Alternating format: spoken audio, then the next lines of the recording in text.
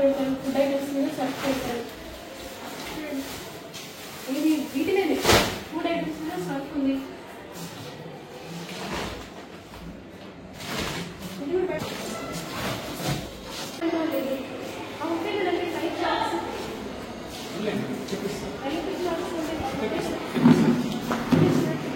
Handicap ఆఫ్రాన్స్లో maintain చేయాలి. ఇబ్బంది వస్తుంది మాకు. దీనికి ఒక స్టేజ్ క్రియేట్ చేయాలి.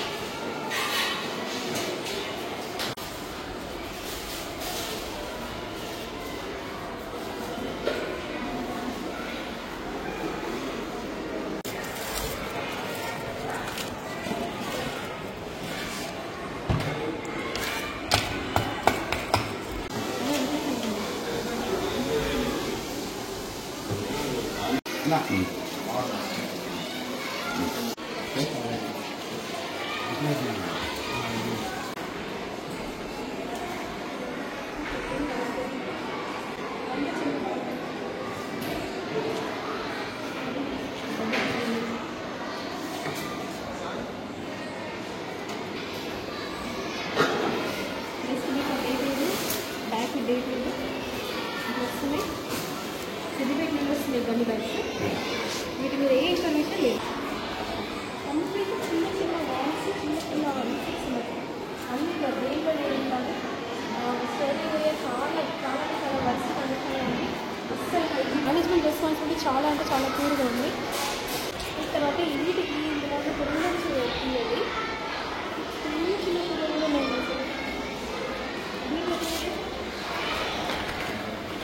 చాలా మైన్యూట్, చాలా చిన్న చిన్న పురుగులు.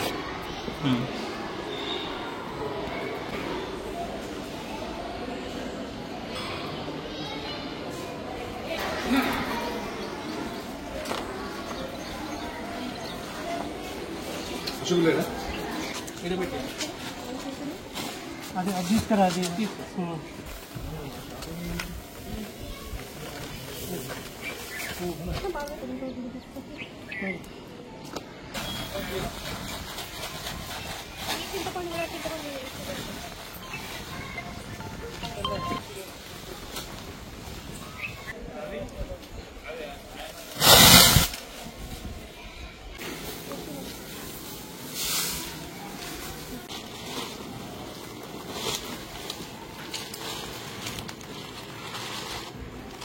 అటు జిమ్మురా ఎవరు గట్లా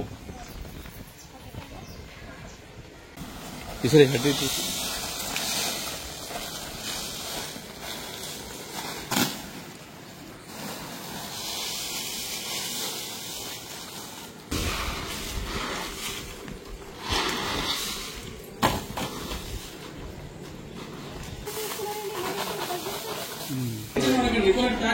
టెన్షన్ ఏంది.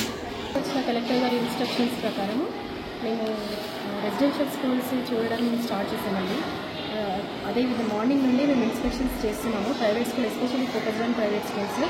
తర్వాత ఇక్కడ జాబితాపూర్లో శ్రీ చైతన్య హై స్కూల్ అని ఉందండి.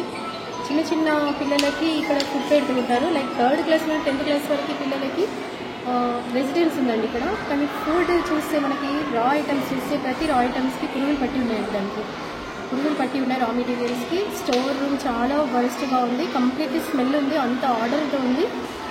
కొన్ని డేట్స్ లేని ఐటమ్స్ వాడుతున్నారు. తర్వాత ఇంకా చిన్న చిన్న వామ్స్ ఉన్న ఇడ్లీ రవ్వ, తర్వాత ఉప్మా రవ్వ అన్నిటికీ ఇన్ఫెస్టేషన్ అయ్యింది. టామరిన్ చూస్తే మాత్రం అవి తిన్న పిల్లలకి యాసిడిటీ, ఖచ్చితంగా యాసిడిటీ, అల్సర్స్ అనే బారిన పడ్డారు. అంత చాలా వరస్ట్ కండిషన్లో ఉందండి. గవర్నమెంట్ రెసిడెన్షియల్స్లో కూడా ఇలా లేదు.